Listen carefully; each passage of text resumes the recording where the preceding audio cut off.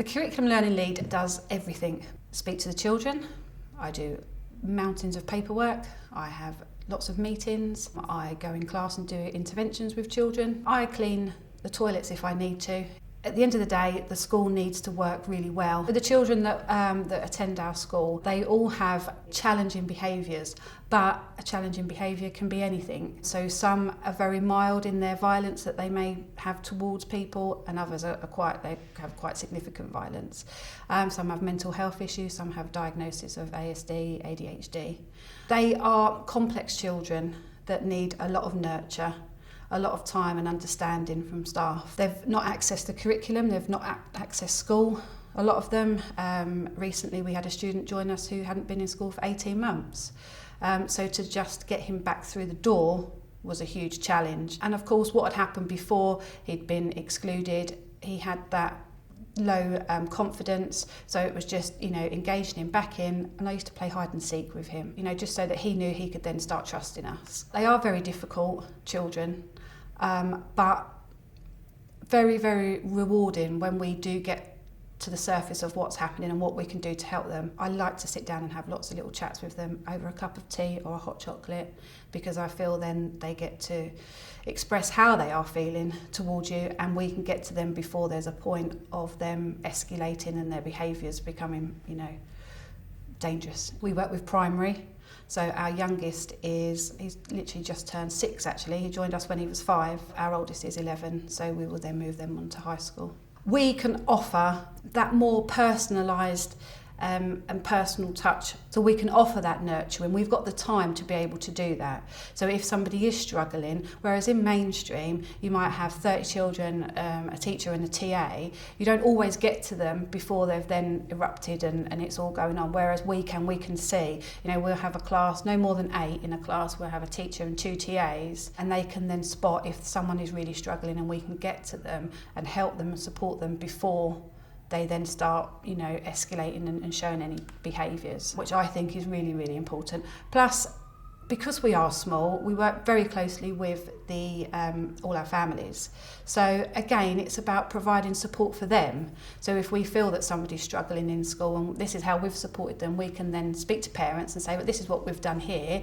I know you're struggling at home, perhaps you could try this. So it's a lot more personalised, that we can offer all of that to all of our families. I moved to Lowestoft 5 years ago. I'd been a mum to my 3 children, and I decided actually it's time that I did something for myself. I always kind of thought about nursing, something along that line. I always liked the caring role on that side, and I needed to go back to college to do my GCSE maths. Then I did an access to social care course, which I absolutely loved. It was hard work. Social work was my passion. That's what I really wanted to do. So I did a social care degree, and I needed a placement to go and work, to be on the degree. I'd made a friend at the school, and I said to her, do you know anybody that could help with this? And they got in touch with Include in Lowestoft and said, we've got this person, could we, So that's where I started as a volunteer, just over 3.5 years ago.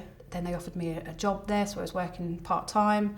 I finished my degree, and I did think about then going on to do a master's in social work, but I actually really enjoy what I do now, because I feel that part of my role, although it isn't social work, where I am now, I feel I can really do a lot more with the children and support them a lot more, for them to then move on. Got a fantastic team, very, very supportive.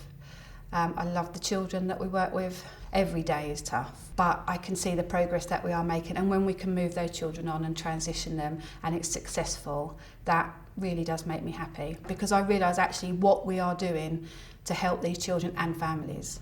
It's not just the children, it is the families as well. The parents can then get back on with their lives, they can go back out, they can get jobs, and they are so, so thankful. And it is a really, really good place to work. Just last week we had Ofsted come to inspect us. I was very, very nervous. It was my first Ofsted. I've had a huge amount of support from my manager on this, but what we could provide and our information to them made me really proud, because you could tell from the inspector's face, she was happy. She said what we were doing was fantastic. Our behaviour management with the children was fantastic. I knew what we were doing was good, but to have that recognised from somebody else is a huge achievement and has made me really proud. No day is the same. The children are priority.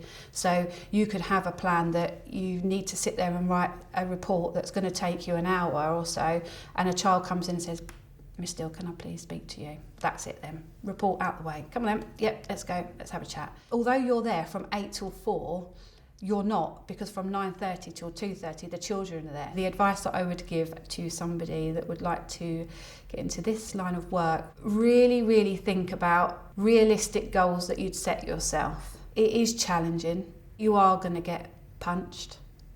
You are going to get your hair pulled. You are going to get spat at. You're going to get scratched, bitten. You're going to be called every name under the sun. Just recently I was told I was the ugliest person in the whole wide world. And you just have to say, I've been called, oh, you're fat, you're there, yeah. And I just sit there and say, oh, I love a biscuit. And then they go, oh, and then they have a little laugh. But it's just taking it on the chin and not taking anything to heart, because I know that we are helping the children and families. We are helping them. Even though sometimes the children won't admit it, they know what we're doing to help them, because they know what it was like in mainstream, and they know what they were getting sent home for, and that we're not doing that, and that we are there from them. So they just need to realise that we are there to help them, and anybody that wants to do this, just make sure you've got good support around you, because you will need it. It is tough, but we are making a difference, and that's what we need to remember.